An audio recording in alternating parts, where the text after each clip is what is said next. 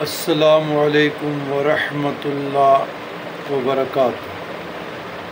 اللہم صلی علی سیدنا محمد وعلی آل سیدنا محمد کما صلیت وسلمت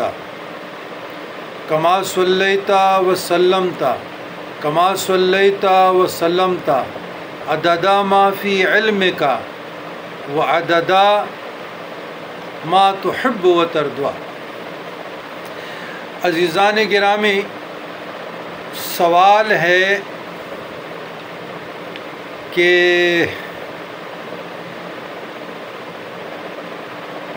لفظ داتا، غریب نواز، غوث، گنج بخش بندوں کے لیے استعمال کرنا شرک ہے؟ بین و توجہ۔ الجواب، عزیزان گرامی، حقیقی اور مجازی کا فرق پہچاننا ضروری ہے۔ مستقل بذات تمام کائنات الہیہ کا مالک اللہ کی ذات ہے۔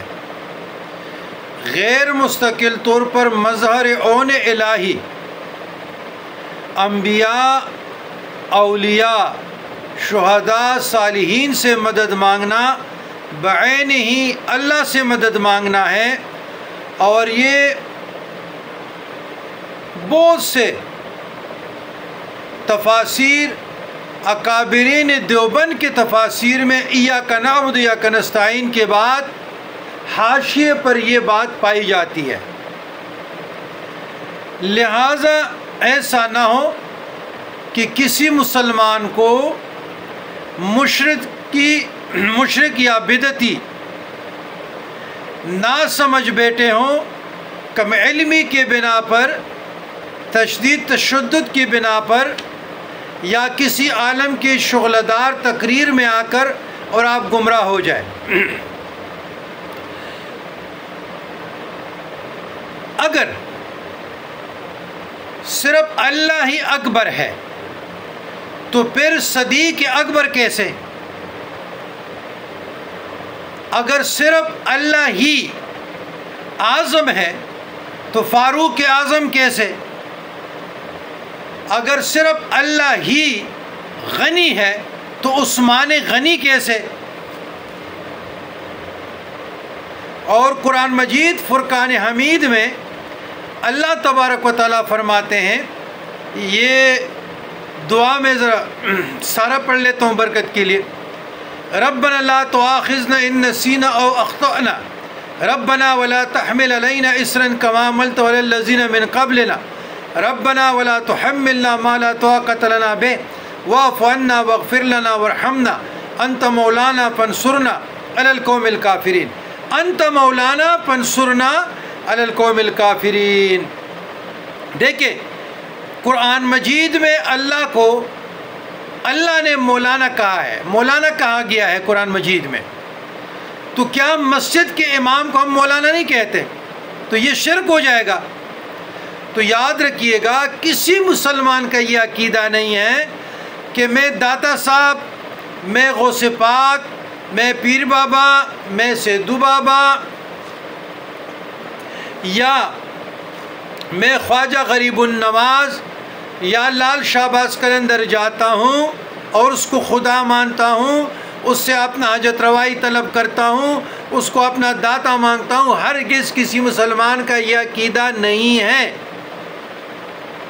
ایاک نعبد و ایاک نستعین کا فلسفہ یہ ہے کہ کائنات کی حقیقی مالک، حقیقی وارث، مستقل بالذات اللہ کی ذات ہے، اس کے ذات اور صفات میں کوئی شریک نہیں۔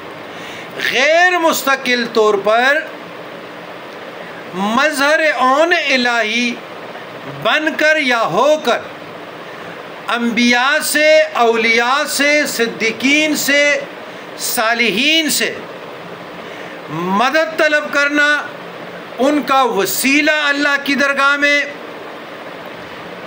بنانا، وہ ذوات صالحہ ہو یا اعمال صالحہ ہو، وہ زندگی میں ہو یا زندگی کے بعد ہو، دونوں صورتوں میں اہل سنت والجماعت کا متفق علیہ مذاہب اربعہ کا عقیدہ ہے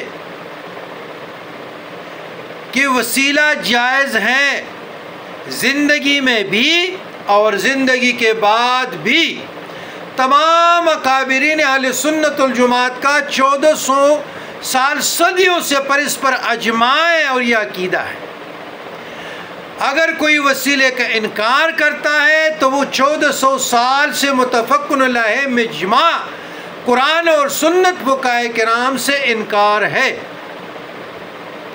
تو ہمارا عقیدہ یہ ہے کہ اللہ کے ذات و صفات میں کوئی شریک نہیں، مستقل قدرتوں والا اللہ کا رب ہے، حاجت روائی اللہ کے لیے ہے، داتا میرا اللہ ہے، خواجہ غریب نواز میرا اللہ ہے، گن بخش میرا اللہ ہے، داتا میرا اللہ ہے، غوث میرا اللہ ہے، اور غیر مستقل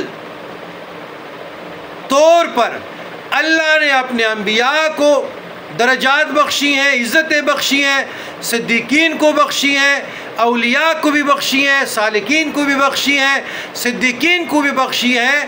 تو آج جب ہم اپنے پیر بابا کے پاس، سیدو بابا کے پاس، شیخ جنید بغدادی کے پاس، اصحاب بابا کے پاس جب ہم جاتے ہیں تو ہمارا عقیدہ یہ ہے کہ یہ اللہ تعالیٰ کے برگزیدہ بندے ہیں، اللہ کے محبوب ترین بندے ہیں، قرآن اور سنت پر چلنے والے تھے، اور ان کی وجود کشش شکل ہے، یہ بارگاہ خداوندی میں مقبول ہے۔